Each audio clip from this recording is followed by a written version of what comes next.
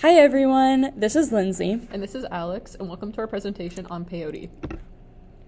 To start off, we'll be discussing some background on what peyote is before continuing on to its psychoactive functions and effects. Peyote is a type of cactus that is grown typically in Texas, Mexico, Peru, and Ecuador. It has been recorded to have been used since 5,700 years ago by indigenous groups in these regions for spiritual and medicinal reasons. Indigenous cultures, such as the Aztecs, have gods devoted to healing associated with the peyote plant, and these cultures would use it in religious rituals, which is one way it is still used today. In 1919, Ernst Spath, who was an Austrian chemist, found a way to extract mescaline, which is a naturally occurring psychedelic, from peyote. Researchers found that the isolation of mescaline is what leads to higher levels of psychedelic effects. Peyote is still used for spiritual reasons, as well as a way to treat mental illnesses holistically and to consume it for recreational reasons. The peyote plant is brewed or boiled for a long period of time before drinking it like a tea.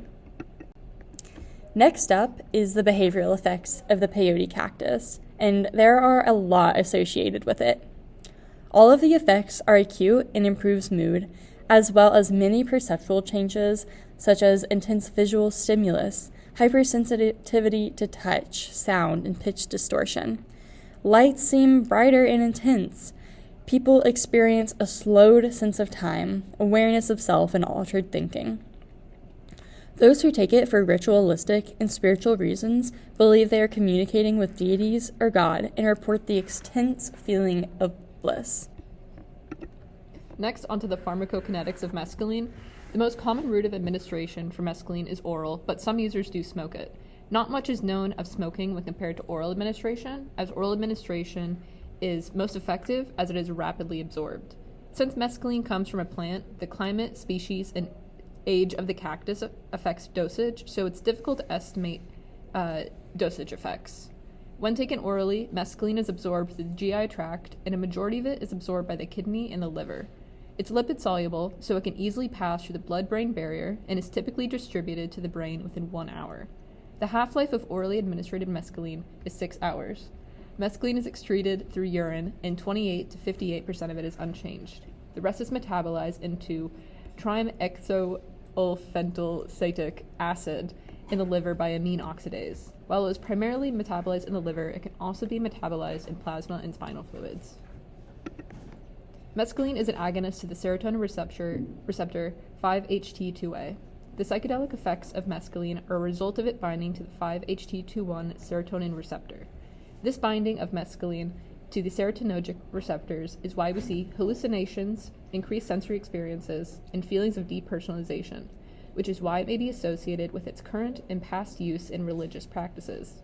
These effects are very similar to those of LSD, but to a lesser degree. 5-HT2A receptors are found in the cortex, locus coeruleus, basal ganglia, and hippocampus. It is also an agonist to dopamine and noradrenaline receptors, specifically the D1, D2, and D3 dopamine receptors and the alpha 1A, 2A noradrenaline receptors. And there is much to mescaline's mechanism of action that is still unknown and needs more research. Onto the abuse potential. So mescaline tolerance is very short-lived, with the period of tolerance being about 3 to 4 days.